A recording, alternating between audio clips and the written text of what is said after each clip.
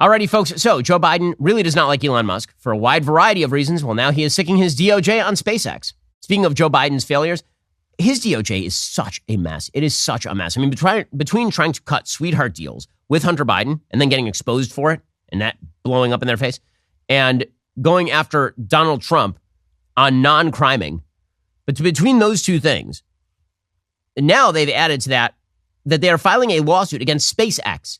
You know, the only truly successful space company in America.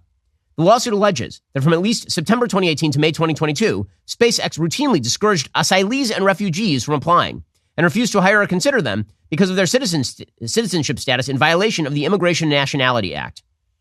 SpaceX apparently wrongly claimed that under federal regulations known as export control laws, SpaceX could only hire U.S. citizens and lawful permanent residents, green card holders.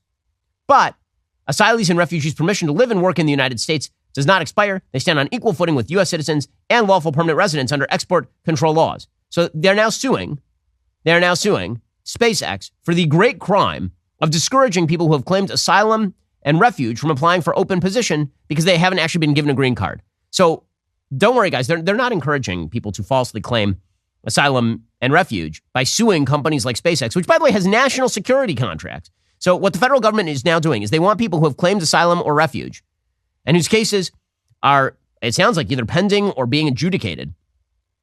They want those people hired by companies that do national security business.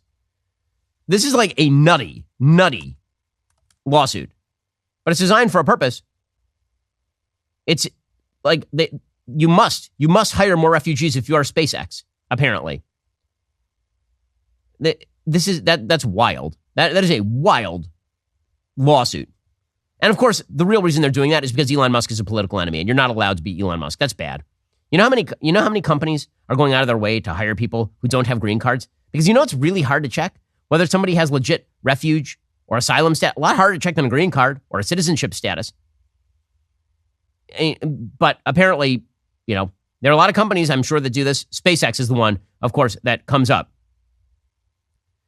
Musk said, "I think people are very confused about this," during a 2016 speech. He said, "Unfortunately, this is not up to us. If you're working on rocket technology that's considered an advanced weapons technology, even a normal work visa isn't sufficient unless you get special permission from the Secretary of Defense. This isn't out of some desire of SpaceX to just hire people with green cards. It's because we're not allowed to do anything else.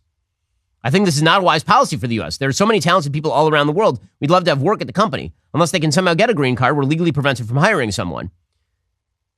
Musk added the export laws do not apply to Tesla, and that about 25 to 30% of the engineering staff of Tesla was from outside the country.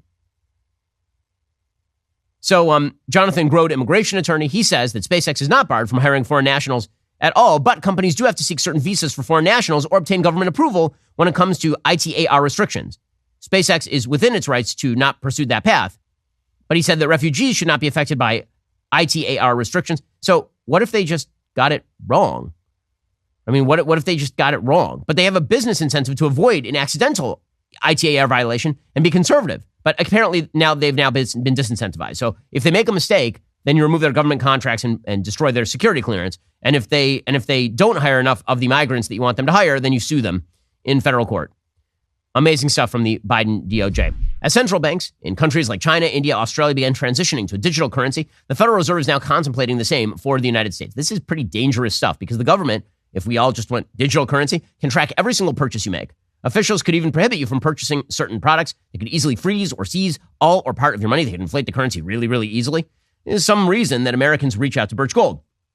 They would like to have a physical asset like gold independent of the United States dollar. You can protect your IRA or 401k by diversifying with gold from Birch Gold. Historically, gold has been a safe haven in times of high uncertainty. That is right now. Learn if gold is right for you too. Text BEN to 989898. They'll send you a free info kit on gold with an A+ rating with the Better Business Bureau, thousands of happy customers, and countless 5-star reviews. I trust Birch Gold to help you diversify into gold. If a central bank digital currency becomes a reality, it will be nice to have some gold to depend on. Again, text BEN to 989898 today. Text BEN to 989898 today and get started. Ask all your questions, get all your answers, and then diversify at least a little bit into gold with my friends over at Birch Gold. Innovation Refunds has been helping small businesses that qualify to get a business payroll tax refund through the Employee Retention Credit. That is ERC.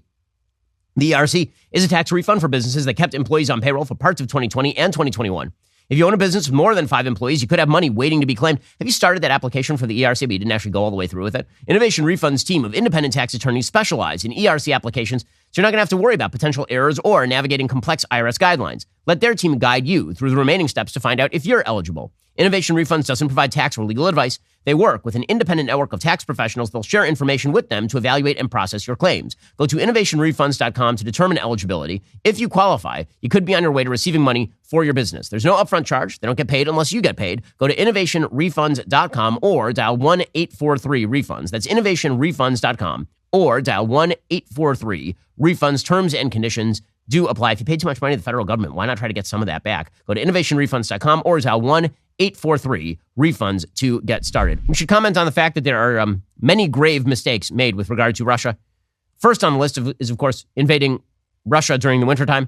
Second on the list is leading a coup against the Russian leader, failing, and then flying a private jet near Russian airspace.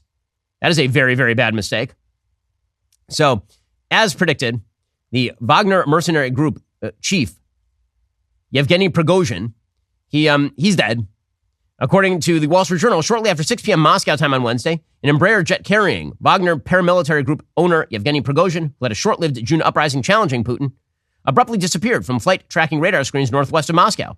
Videos posted by bystanders showed the plane missing a wing, spiraling to the ground. Missing a wing. Okay, that is not a normal mechanical failure, gang. Missing a wing. About an hour later, Vladimir Putin stepped up to a lectern in Kursk, about 500 miles away. He made no reference to the crash. Instead, he launched into a speech talking about how Russia defeated the Nazis in World War II and talked about Ukraine. Russian civil aviation authorities said Prigozhin and 2 other top Wagner commanders were killed when his plane went down. The government says, don't worry, we're investigating the cause of the crash. It will turn out to be suicide. Probably he committed suicide on the plane. That's probably what happened. I mean, it's very weird always when a plane jumps out of a 4th-story window. There's so many people who commit suicide who are enemies of Vladimir Putin, by shooting themselves twice in the back of the head and then throwing themselves from a 4th-story window. So, yeah, it's a shock, guys. It's a super giant shock. But let me just point out, dumb move by Prigozhin.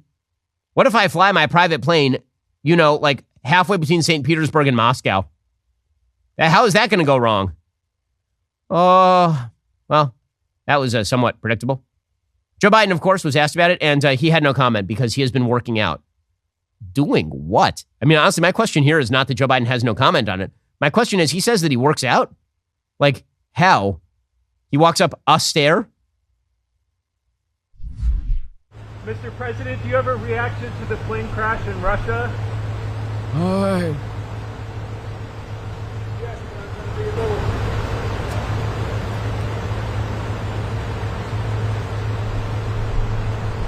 My goodness. That cup is supporting him. You may recall, when I was asked about this by you. Wow, Blair Witch Project camera work there. I turned to what I wrote in. I don't know for a fact what happened, but I'm not surprised. Do you believe? There's not much that happens when Russia is not behind, but I don't know enough to know the answer. I've been working out for the last hour and a half. He's been working out for the last hour and a half, guys. You can see it. And he wears it well, but that dude is ripped.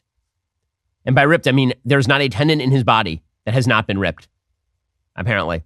So things are going great. Are you tired of the lies and the twists of the mainstream media talking points? Yeah, me too. Join me in my newest series, Fact, where I dismantle and bring truth to this tiring mainstream agenda.